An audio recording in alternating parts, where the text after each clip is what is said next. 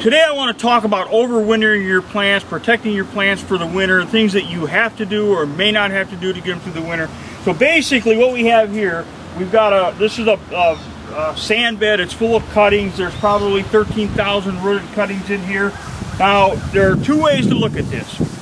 I put these beds down low in the ground because, one, my soil drains well and I can do that. They are not going to fill up with water on me and my cuttings are not going to drown. Most people are going to have these above grade, so they're going to be about 8 inches high. They're going to dry out more easily.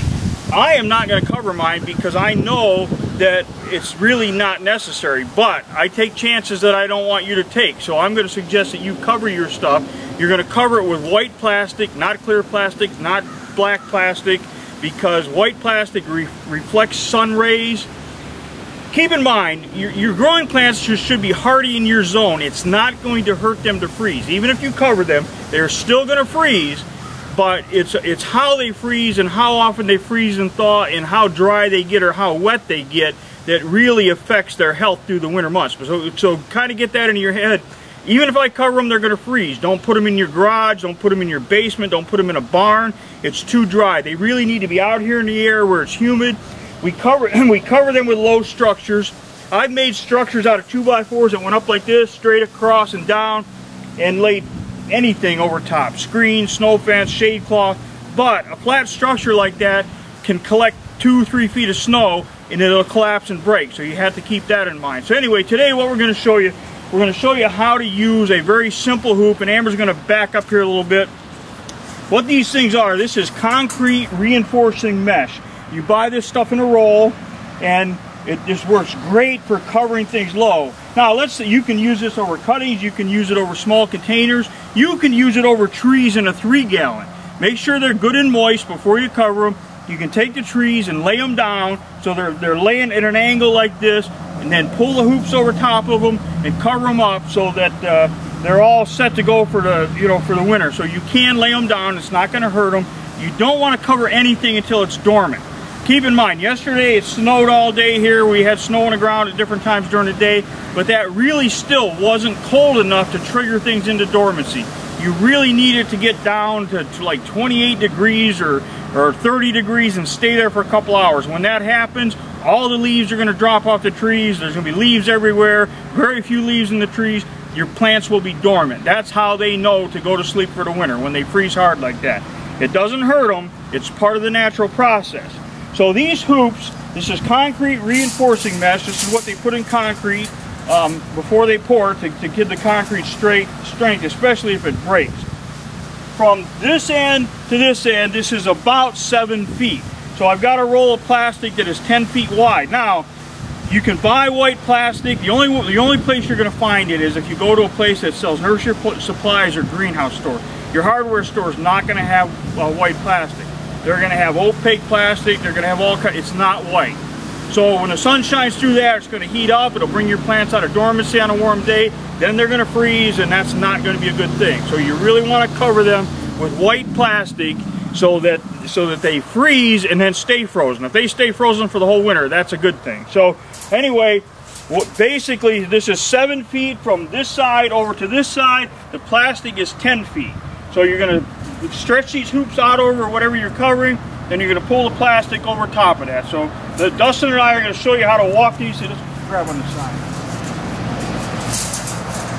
Now you notice that when these things are cut, this square is about 6 inches. You're going to cut right in the middle because that gives you little tiny legs to stick in the ground so they don't pop out on you. So we're going to go down here. Go right close to the board like that, and then just take your foot and push that in the ground.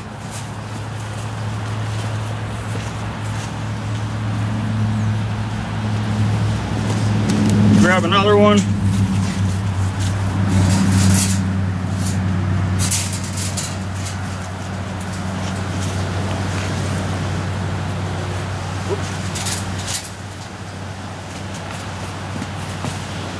So really, you want to overlap this just a little bit, an inch or two, it doesn't matter.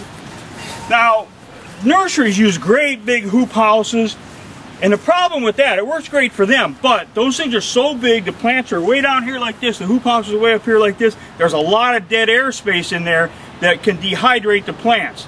They have to get in there about every 3 weeks during the winter and water, which means that they have to charge the irrigation lines, run the water, drain the irrigation lines. It's a real hassle if you're not set up to do that. They know what they're doing, they're ready for it.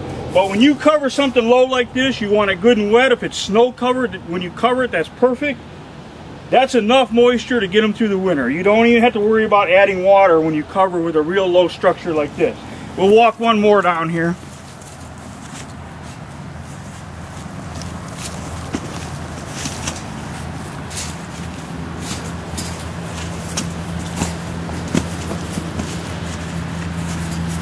So we got about an inch and a half overlap. Now, all we're going to do, I'm going to sneak behind you here, Amber. We're going to take this piece of plastic and just roll it right down through there like that. This is just a piece that I have here. It's not long enough to do what we're doing today. We got to pick that up, but I'm just doing it. So now this plastic is 10 feet wide. We're going to open it up. We're going to pull it all the way down here on the end. Get it clear to the ground. Leave about a foot on the end. You know, just like that after we open it up. And then we're going to weight that down with sand or soil or something that's heavy. Don't use bricks, don't use concrete blocks, don't use lumber, because the plastic will work its way out from under those things. Even though they're heavy, they just don't have the same effect as sand or something. The sand works great. So you're going to stretch it out. You're going to have about 1.5 feet here and 1.5 feet over there, and just dump some sand on there all the way down through there.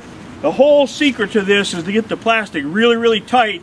That way when the wind blows, it's not just flopping like this. If it's doing that, it's going to rip itself apart. So that's why you use the sand, because you can pull it tight, then that sand will freeze and you're good to go.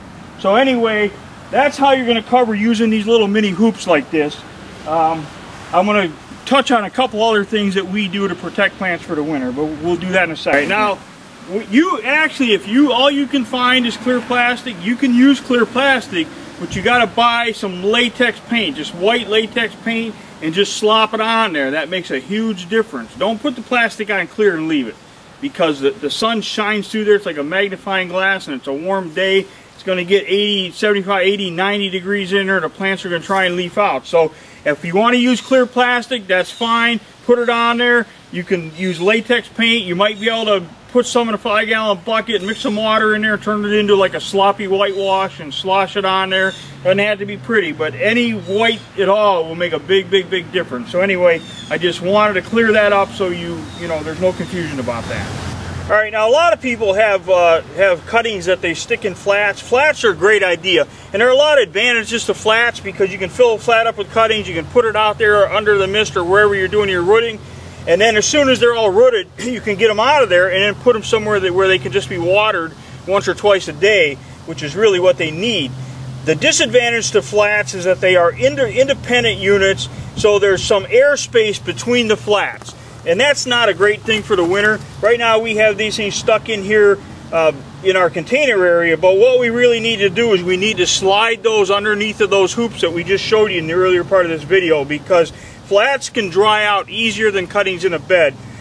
So it's a lot more important to keep those moist, and underneath of that hoop house type structure is the ideal place to put flat or things that you have in flats, cuttings that are in flats. So anyway, if you're doing flats, they really should be underneath of something and cover it up for the winter. So, all right, I want to show you a couple other things. These are some Lavender Twist redbud trees that we had in containers. They're bigger than they really want them to be to cover them up for the winter. So what I did with them is I kind of carved a little hole here out of my potting soil pile, so they're back in this area. That it's like a pocket protected from the wind. The prevailing winds are like coming from the northwest, which would be just like this. So I stuck them back here. I put soil all the way around the edges, put a little bit of soil up in between them, and that's probably good to get them through the winter. So if you're out of options and you got to protect some things that you just can't cover or whatever, this is the next best thing to covering stuff up. Get it in a protected area where the wind isn't going to be just pounding on that container, drying it out, and then kind of a little bit of an insulation factor. Again, they're going to freeze, but freezing won't hurt them. What'll hurt them is if the wind dries them out and then they freeze and refreeze and all of that. So These are some Lavender Twist. I'll show you some hemlocks that we have dug that they're in their balled in burlap, and I'll show you what we're going to do with those for the winter. In this area, I've got a bunch of Canadian hemlocks that I dug earlier this fall, and what I did is I put them over here under these trees. There's a potting soil pile, a building, so there's not a lot of wind that's going to hit them here. And then we're going to get some leaves this fall. When all the people start raking their leaves, we'll get some bagged leaves, and we'll put some leaves up over these balls, and they'll be fine till spring. The only problem is this, even though this is treated burlap only buys you another 60 days or so before the burlap will start to rot. So come spring, we may have to put a new burlap on here because the bottom of these things may come out. But at the time, you know, I kind of wish that I'd had a poly burlap, but the downside to that is you got to remove it. So we're going to deal with this. Come spring, as we pull them out, we'll put a new burlap on there. So the burlap's probably 50 cents. So anyway, these are in a protected area. The wind isn't going to hit them, and then we'll just protect the root balls a little bit with some just some dry leaves, you know, in the fall. So basically, I think we've pretty much covered overwintering. Depending on where you're at, if you're in a really warm zone, you're not protecting things so much. I mean, you're still going to get a freeze, and just keep in mind that plants are going to need to do exactly what all the other plants in your yard are doing. These aren't artificial babies that can't take it. They can take it as long as they're hardy in the zone that you're. But when you put them in a container, you created an artificial environment. So now you got to make sure they don't dry out. That's primarily. If you're in a rainy area, someplace like Washington where it's just rains, a lot of people in Washington cover to keep the rain off so they can control that. So again, not soaking wet, not soggy wet, just normal wet, not dry, and then protect it. All right, I think if you have any questions, we're going to put this on the blog, so we'll put a link below the video. Just post your comments down there, and I'll do my best to get there and answer your questions. I'm Mike McGroarty from mikesbackyardnursery.com.